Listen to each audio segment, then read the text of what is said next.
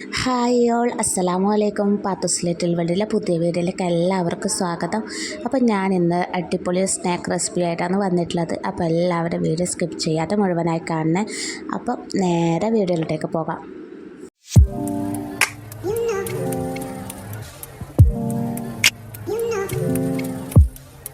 അപ്പോൾ ഞാനിവിടെ എഗ് പപ്സാണ് ഉണ്ടാക്കുന്നത്. അപ്പോൾ ഈ രീതിയിൽ ഉണ്ടാക്കിയിട്ടില്ലെങ്കിൽ എല്ലാവരും ട്രൈ ചെയ്ത് നോക്കണം. അപ്പം എങ്ങനെ ഉണ്ടാക്കുമെന്ന് നോക്കാം.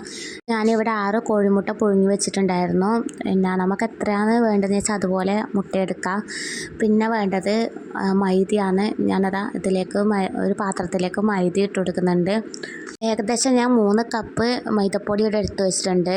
പിന്നെ വേണ്ടത് ഡാൽഡയാണ്. ഞാൻ ഡാൽഡയും കൂടി ഒരു സ്പൂൺ ഡാൽഡയും കൂടി അതിലേക്ക് ഇട്ട് കൊടുത്തിട്ടൊന്ന് മിക്സ് ആക്കി കൊടുക്കുന്നുണ്ട്. ഡാൽഡ ചേർത്തിട്ട് നമ്മൾ പൊരിച്ചെടുക്കുമ്പോൾ നല്ല എന്താ പറയുക ക്രിസ്പി പോലെ ഉണ്ടാവും. അതിന് വേണ്ടിയിട്ടാണ് ഡാൽഡ ചേർക്കുന്നത്.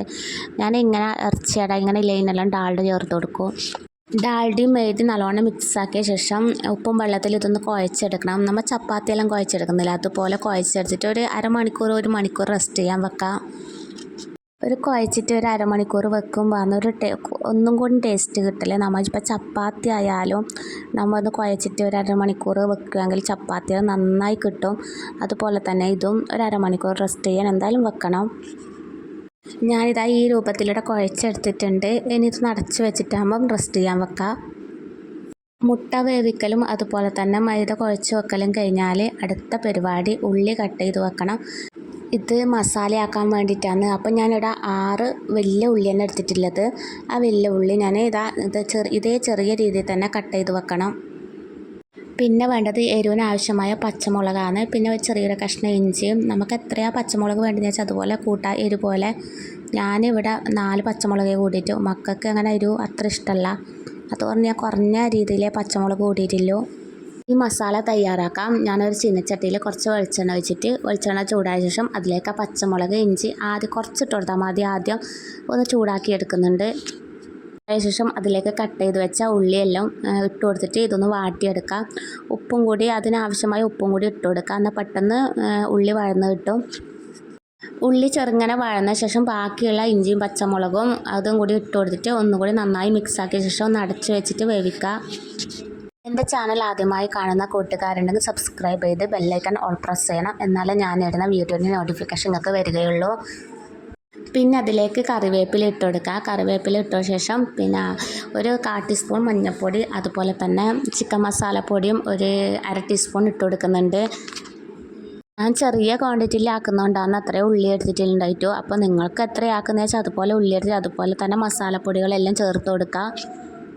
ഉള്ളി നന്നായി വഴന്ന് കിട്ടണം. എന്നാലേ നമുക്ക് കടിക്കുമ്പോൾ ടേസ്റ്റ് ഉണ്ടാവും. ഉള്ളി വഴന്നിട്ടില്ലെങ്കിൽ കുട്ടികൾക്കൊന്നും ചിലപ്പോൾ ഇഷ്ടാവില്ല. ഉള്ളി ചെറുങ്ങനെ പച്ചയോടെ കടിക്കുമ്പോൾ. മസാല ഇവിടെ റെഡി ആയിട്ടുണ്ട്. ഇനി ഇതാ മുട്ടയുടെ തോട് കളഞ്ഞിട്ട് ഞാൻ എടുത്ത് വെച്ചിട്ടുണ്ട്. ഇനി ഇത് നേരെ 2 ഭാഗമാക്കിയിട്ട് ഇതുപോലെ കട്ട് ചെയ്യണം. ഇതുപോലെ ട്രൈ ചെയ്യാത്തവരുണ്ടെങ്കിൽ എന്തായാലും ട്രൈ ചെയ്ത് നോക്കണം. മക്കൾക്കെല്ലാം ഭയങ്കര ഇഷ്ടമാവും. അതുപോലെ തന്നെ നമ്മൾ നോമ്പ് സമയത്ത് മുറിക്കാൻ ആ സമയത്ത് ആക്കാൻ പറ്റിയ അടിപൊളി സ്നാക്കും കൂടിയാണിത്. ഞാനിത് ഉണ്ടാക്കുന്നത് ബറാത്ത് നോമ്പിന് നോമ്പ് മുറിക്കാനാവുമ്പോൾ ആ സമയത്തേക്ക് വേണ്ടിയിട്ട് ഉണ്ടാക്കി വെക്കുന്നതാണ്. അന്നേരം ആക്കുമ്പം ഞാൻ വീഡിയോ കൂടി ജസ്റ്റ് എടുത്ത് വെച്ച് അപ്പോൾ നിങ്ങൾക്കും കൂടി ഷെയർ ചെയ്യാമെന്ന് വിചാരിച്ച് മുട്ട കട്ട് ചെയ്തത് അവിടെ മാറ്റി വെച്ച് ഇത് നേരത്തെ കുഴച്ച് വെച്ച മൈദയാണ് നല്ല സ്മൂത്തായിട്ട് കിട്ടിയിട്ടുണ്ട്. ഇനി ഇതുപോലെ ബോളാകൃതിയിൽ ഉണ്ടയാക്കി എടുത്തിട്ടാകുമ്പം ഇതൊന്ന് പരത്തി എടുക്കണം. ഇത് പരത്താൻ വേണ്ടി വലിയ ബുദ്ധിമുട്ടൊന്നും ഉണ്ടാവില്ല. ഡാൽഡ ചേർക്കുന്നതുകൊണ്ട് നന്നായി സ്മൂത്തായിട്ട് നമുക്ക് പരത്താൻ പറ്റും. മൈദ ആയതുകൊണ്ട് കൈക്ക് എന്തായാലും ഒട്ടിപ്പിടിക്കും. അതിന് വേണ്ടിയിട്ട് കുറച്ച് വെളിച്ചെണ്ണ കൈക്കാക്കിയിട്ടാകുമ്പോൾ ഉണ്ടാക്കുക. എന്നിട്ടാകുമ്പം പരത്തിയെടുക്കുക. കൗണ്ടർ ടോപ്പിൽ വെച്ചിട്ടാണ് ഞാൻ പരത്തിയെടുക്കുന്നത്. അതുപോലെ തന്നെ നമ്മൾ പരത്തിയെടുക്കുമ്പോൾ ആദ്യം കുറച്ച് മൈദപ്പൊടി ഇട്ട് കൊടുക്കുക. അല്ലെങ്കിൽ അടിക്ക് ഇങ്ങനെ പറ്റിയിട്ട് നമുക്ക് എടുക്കാൻ പറ്റാണ്ടാവും. അതിന് വേണ്ടിയിട്ടാണ് മൈദപ്പൊടി ആദ്യം ഇട്ട് കൊടുക്കുന്നത്.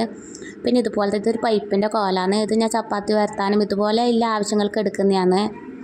നല്ല നേരിയ രീതിയിൽ തന്നെ പരത്തിയെടുക്കണം. നമുക്ക് എത്ര നേർങ്ങനെ ആക്കാൻ പറ്റുമോ അത്രയും നേർങ്ങനെ ആക്കിയിട്ട് തന്നെ പരത്തിയെടുക്കുക. ഇത് പരത്തിയെടുത്ത് ഞാൻ ഇതുപോലെ പീസാക്കി എടുക്കുന്നുണ്ട്. നമുക്ക് വലിയ ഉണ്ട എടുത്തിട്ട് അതുപോലെ തന്നെ വലിങ്ങനെ പരത്തിയെടുത്താൽ ഒരു 3-4 പീസ് തന്നെ 4 പീസ് തന്നെ നമുക്ക് ഒരുമിച്ച് കിട്ടും. ഞാനിപ്പോൾ ചെറിയ ഉണ്ട എടുത്തിട്ട് പരത്തിയോണ്ടാണ് നമുക്ക് 3 പീസ് ഇതിൽ കിട്ടിയിട്ടില്ലോ. കട്ട് ചെയ്ത ഒരു പീസ് എടുത്തിട്ട് ഞാൻ ഇത് ഒന്ന് നീളത്തിലും ഒന്ന് ഇതുപോലെ വീതിയിലും വെച്ചിട്ടുണ്ട്. ഇതുപോലെ തന്നെ വെച്ച് കൊടുക്കുക. അതിൻ്റെ നടുക്ക് ആദ്യം ഞാൻ ഫസ്റ്റ് മസാല ഇട്ട് കൊടുത്ത് പിന്നെ അതിന് ശേഷം നമ്മൾ പുഴുങ്ങി വെച്ച് കട്ട് ചെയ്ത മുട്ട ഉണ്ടല്ലോ, മുട്ട അതിൻ്റെ മേലെ ഇതുപോലെ കമിഴ്ത്തി വെച്ച് കൊടുക്കുക. ഇത് ഇതുപോലെ തന്നെ ഫസ്റ്റ് അടിയിലത്തെ ഭാഗമാണ് മടക്കിയെടുക്കേണ്ടത്.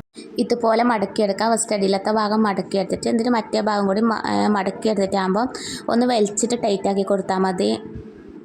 ഏറ്റവും വലിയ പണി പരത്തിയെടുക്കാനേ വലിയ പണിയില്ലോ. നമ്മൊരു 10-12 ആക്കുന്നെങ്കിൽ വലിയ പണിയൊന്നുമില്ല. ഒരുപാട് ആക്കുന്നെങ്കിൽ കുറച്ച് റിസ്ക്കിലെ പണിയില്ലോ. പരത്താൻ ഇഷ്ടമുള്ളവർക്ക് അടിപൊളി സ്നാക്കാണിത്. ഞാനിവിടെ 6 മുട്ടക്കാണ് ആക്കിയത്. അപ്പോൾ 6 മുട്ടക്ക് 12 എണ്ണമാണ് ആവല്. അപ്പോൾ നിങ്ങൾക്ക് എത്ര വേണ്ടി വെച്ചാൽ അതുപോലെ മുട്ടയെടുക്കാം.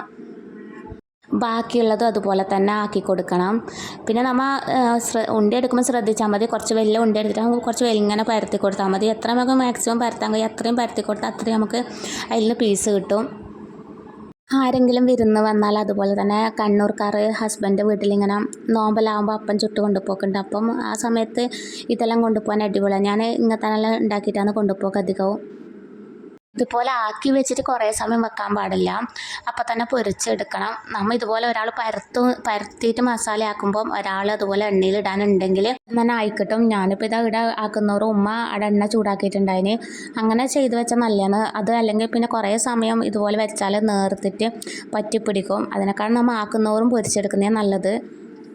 എണ്ണ നല്ലോണം ചൂടായ ശേഷം മാത്രമേ ഇട്ട് കൊടുക്കാൻ പാടുള്ളൂ. അല്ലെങ്കിൽ ഒരു എണ്ണ കുടിച്ച പോലെ ഉണ്ടാവും. അതിന് വേണ്ടിയിട്ടാണ് എണ്ണ നല്ലോണം ചൂടായിട്ട് ഇട്ട് കൊടുക്കാൻ പറയുന്നത്.